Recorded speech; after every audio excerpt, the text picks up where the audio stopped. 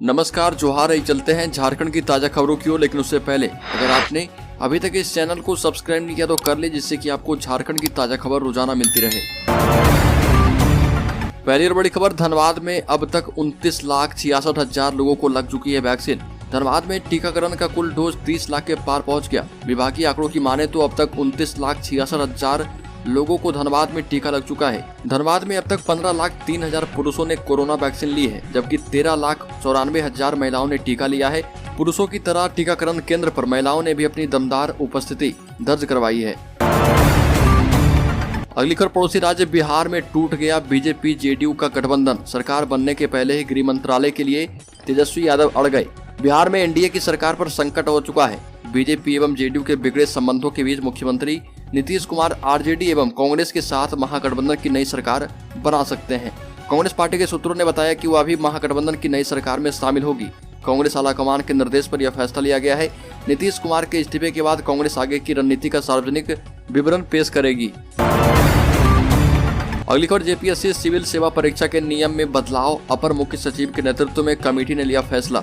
अभी तक जो बातें सामने आई है उसके अनुसार कुल रिक्ति के विरुद्ध कितने गुना अभ्यर्थी मुख्य परीक्षा और साक्षात्कार में शामिल होंगे, इसमें संशोधन हो सकता है।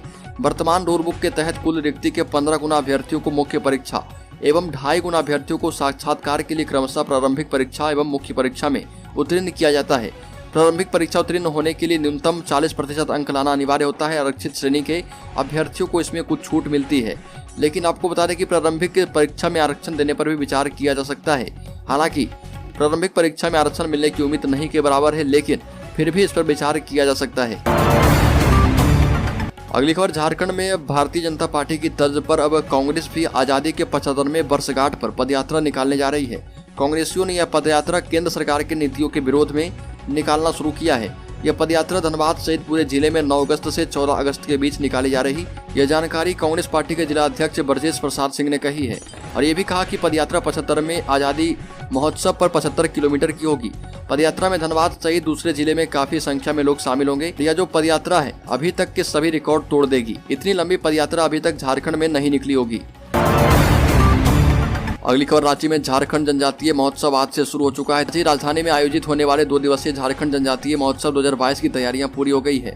मोरहाबादी मैदान में आयोजित इस 2 दिवसीय महोत्सव का शुभारंभ किया जाएगा और सदस्य शिबू सोरेन होंगे। इस मौके पर मुख्यमंत्री हेमंत सोरेन भी उपस्थित होंगे। 2 दिनों के इस जनजातीय महोत्सव के दौरान जनजातियों की समृद्ध संस्कृति, उनके रहन सहन और उनका दर्शन देखने को मिलेगा। इस महोत्सव के दौरान ही डॉक्टर रामदयाल मुंडा जनजातीय शोध संस्थान एवं हॉकी स्टेडियम में जनजातीय इतिहास एवं अन्य विषयों पर सेमिनार एवं पैनल डिस्कशन भी होगा। और इस महोत्सव में देश भर के जनजातीय विषयों के जानकार और कलाकार के अलावा साहित्यकार, कवि एवं इतिहासकार जुटेंगे। मुख्यमंत्री हेमंत सोरेन ने स्वयं मोरहाबादी मैदान जाकर मुख्य कार्यक्रम की तैयारियों का जायजा लिया। अगली खबर, झारखंड में पारा शिक्षक, माध्यमिक शिक्षक, उच्च माध्यमिक शिक्षक को अब स्कूलों में हर माह तीसरे शनिवार को छुट्टी मिलेगी। झारखंड के सरकारी स्कूलों में अब हर महीने के तीसरे शनिवार को छुट्टी रहेगी। अन्य शनिवार को पूरी अवधि के लिए स्कूल खुले रहेंगे। स्कूली शिक्षा एवं साक्षरता विभाग के सचिव राजेश शर्मा ने इसे लेकर आदेश जारी कर दिया है। शिक्षक संघों की मांग पर यह नई व्यवस्था लागू की गई है। राज्य के सभी सरकारी स्कूल 5 सितंबर 2007 से प्रत्येक शनिवार को सुबह 8 बजे से 11 बजे तक खुलते थे। अन्य दिवसों में स्कूल 10 बजे से शाम 4 बजे तक संचालित होते थे, लेकिन अब आपको बता दें कि हर महीने के तीसरे शनिवार को स्कूल में छुट्टी रहेगी।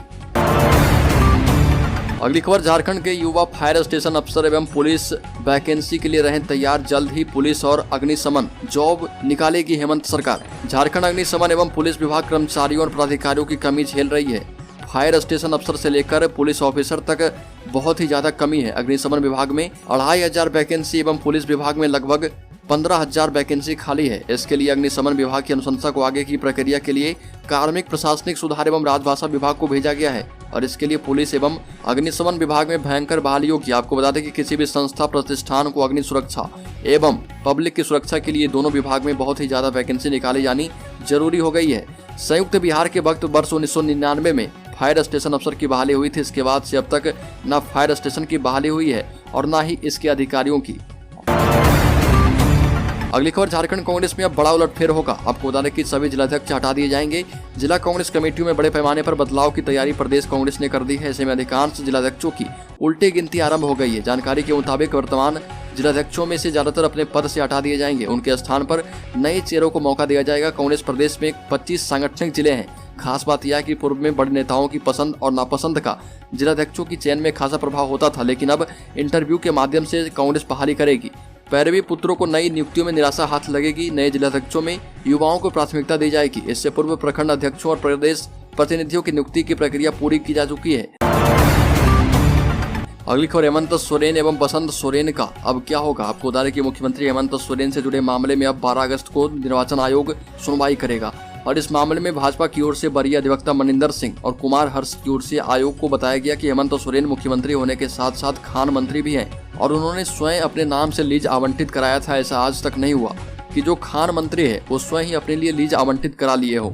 यह याचिका जो है पूरी तरह से सुनवाई योग्य है और जनप्रतिनिधि कानून की धारा 9A के तहत इन पर सुनवाई होगी। इसके जवाब में मुख्यमंत्री हेमंत सोरेन की ओर से कहा गया कि हेमंत सोरेन को लीज आवंटित करने के मामले में जनप्रतिनिधि कानून की धारा 9A के दायरे में नहीं लाया जा सकता है। इस आधार पर उक्त याचिका को खारिज कर देना चाहिए। हालांकि अगले 12 अगस्त को इस पर सुनवाई होगी और हेमंत सोरेन एवं बसंत सोरेन को इसमें बड़ा झटका भी लग सकता है। अगली खबर, रांची में 160 किलोमीटर लंबा रिंग रोड 3 NH को जोड़ेगा। सांसद संजय सेठ की मांग पर आपको बता दें कि रांची में आउटर रिंग रोड बनाने की कवायद तेज हो गई है। सांसद ने केंद्रीय सड़क एवं परिवहन मंत्री नितिन गडकरी से मिलकर 4 लेन आउटर रिंग रोड बनाने की मांग की थी, ताकि शहर का विस्तार होने के साथ साथ दूसरे राज्यों से आने जाने वाले वाहनों का आवागमन आउटर रिंग रोड पर शिफ्ट हो पाए। आउटर रिंग रोड बनाने के लिए पहले चरण का सर्वे का काम पूरा हो चुका है। नेशनल हाईवे NH 160 किलोमीटर लंबे आउटर रिंग रोड की डिटेल प्रोजेक्ट रिपोर्ट यानी कि DPR बनाने के लिए 16 अगस्त को कंसल्टेंट का चयन करेगा। अगली खबर, रांची रेलवे स्टेशन पर दुर्गा पूजा पंडाल का विवाद हुआ खत्म। रांची रेलवे स्टेशन दुर्गा पूजा आयोजन का विवाद खत्म हो गया।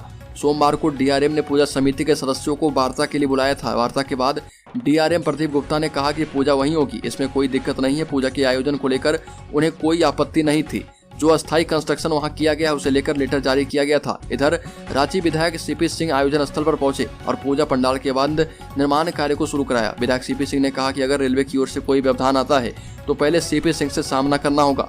ये भी कहा कि रेलवे अवैध निर्माण का बहाना बनाकर समिति को जानबूझकर परेशान कर रहा है, जबकि भंडार गृह और पूजा कक्ष के लिए रेलवे ने खुद ही स्थल दिया था।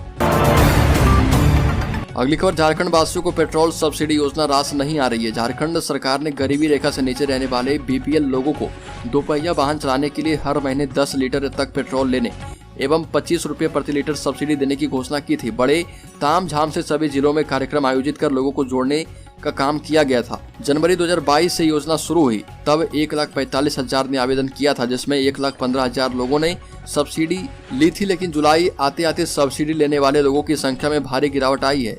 इस महीने मात्र 4714 लोगों ने आवेदन किया और 1989 लोगों ने सब्सिडी ली।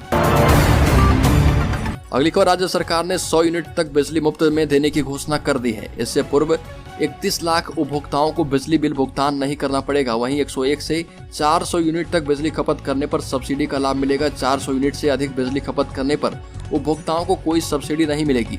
100 यूनिट तक मुफ्त बिजली और 101 से 400 यूनिट तक सब्सिडी दर का नोटिफिकेशन बिजली विभाग के द्वारा जारी कर दिया गया है। हालांकि 100 यूनिट मुफ्त बिजली और सब्सिडी के लिए उपभोक्ताओं के पास बिजली मीटर होना अनिवार्य है, ताकि रीडिंग की जा सकेगी। रीडिंग के आधार पर ही सब्सिडी दर निकाली जा पाएगी। अगली खबर, पड़ोसी राज्य बिहार में 5 साल के बाद फिर से नीतीश कुमार की पार्टी JDU और BJP के बीच गठबंधन टूट गया है। मुख्यमंत्री आवास पर JDU के सांसदों और विधायकों की मीटिंग में इसकी घोषणा की गई।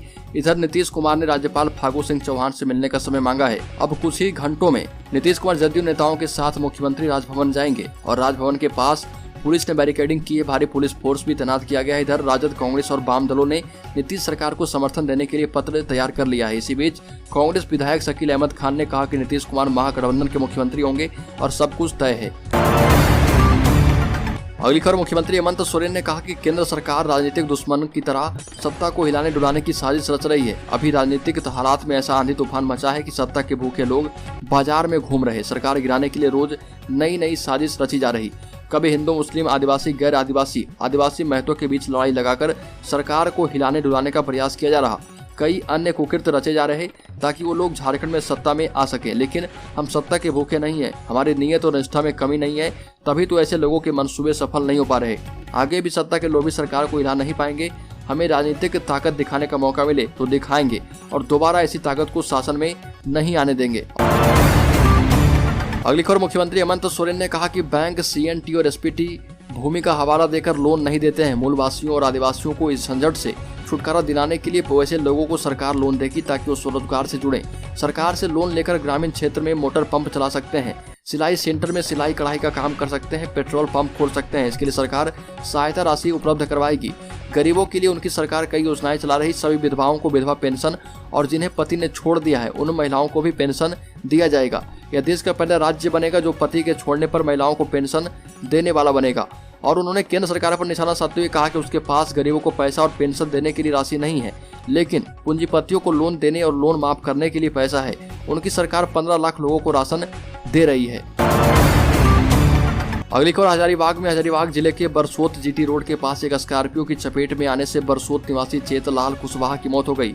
वो वहां के कुशवाहा लाइन होटल के मालिक थे। इसी होटल के पास मुहर्रम की जुलूस निकाली गई थी।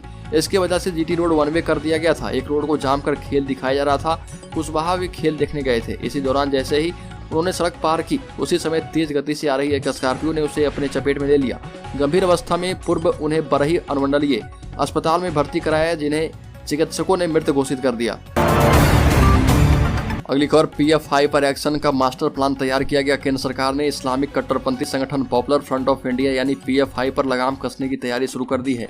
2022 पीएफआई का आखिरी साल हो सकता है। कर्नाटक सरकार के टॉप सोर्सेज के मुताबिक इसके लिए एक एक्शन टीम का गठन भी हो चुका है। दरअसल पीएफआई का कई आतंकी गतिविधियों में कथित तौर पर हाथ है, लेकिन अभी तक वो देश में बैन नहीं हो सका। अब कर्नाटक के बीजेपी नेता प्रवीण पेट्टारू की हत्या के बाद वो केंद्र के रडार पर आ गई है। 5 दिन पहले यानी 4 अगस्त को गृहमंत्री अमित शाह बेंगलुरु के एक कार्यक्रम में हिस्सा लेने पहुंचे थे। सोर्सेज ने बताया कि कार्यक्रम के बाद अमित शाह, कर्नाटक के सीएम बसव राज बोमई और राज्य के गृह मंत्री अराका ज्ञानंद के बीच मीटिंग हुई। इस मीटिंग में पीएफआई को खत्म करने के लिए एक ज्वाइंट एक्शन प्लान बनाने का फैसला हुआ है। इसके 3 दिन बाद यानी 7 अगस्त को प्लान पर काम करने के लिए टीम का गठन भी किया गया है। एक्शन टीम में दिल्ली और कर्नाटक के कुछ आला अधिकारियों के साथ ही इंटेलिजेंस के लोग भी शामिल होंगे। केंद्र सरकार देश भर के उन अधिकारियों की लिस्ट भी तैयार कर रही है जो पहले भी इस तरह के सेंसिटिव मामले की इन्वेस्टिगेशन में शामिल रहे।